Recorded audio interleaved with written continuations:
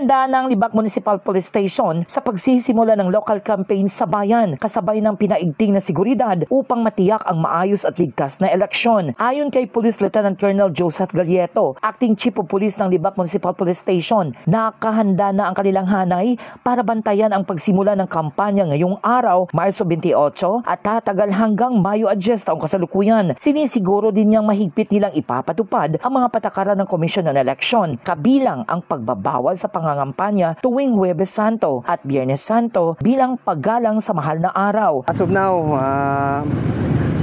remain peaceful pa rin po ang bayan ng Libak at we are already prepared yung mga security plan natin para sa unang araw ng campaign period dito sa bayan ng Libak. As of now, hindi na muna natin kailangan ng dagdag na pwersa. Pero nag-usap-usap na po kami, may collaboration na rin po kami sa other security forces po natin, lalo na yung Armed Forces of the Philippines po natin, Maritime, PCG. Pagtulungan po namin yung security dito sa bayan ng Libak. Actually, we double our deployment, police visibility natin at saka yung mga road security po natin by way of putting up the checkpoints, dagdag checkpoints po sa dito sa area po natin. In related incidents, yung pinagtutukan natin ngayon is yung election related incidents, no?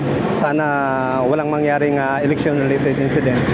That's why we provide liasoning doon sa mga lahat ng mga kandidato, no? Tinatanong po natin kung may mga threat po ba sila, kung ano ba yung about sa security nila o delikado ba yung mga area na pupuntahan nila. So far wala naman? So far wala naman po.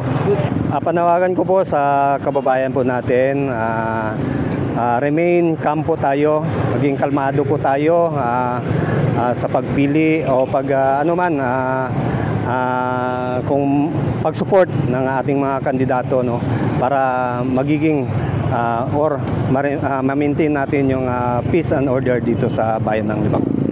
Sa sitwasyon ngayon, ayon sa Libak Municipal Police Station, inaasahan na maging maganda ang takbo ng ating local campaign, pero inaasahan po ang mahigpit na pagbabantay, lalo na po mga kabigada sa 45 araw na kanilang campaign period.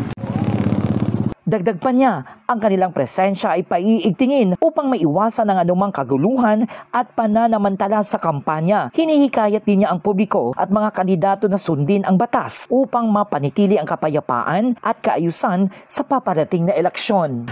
At yan ang inaasang tagpo sa darating na halalan, isang payapa at maayos na proseso kung saan bawat boto ay halaga. Patuloy nating bantayan at suportahan ang hakbang ng ating mga otoridad upang matiyak ang isang tapat at ligtas na eleksyon. In the heart of changing lives, ako po si Brigada Ian Alyo ng 91.3 Brigada News FM Libak, the Music and News Authority.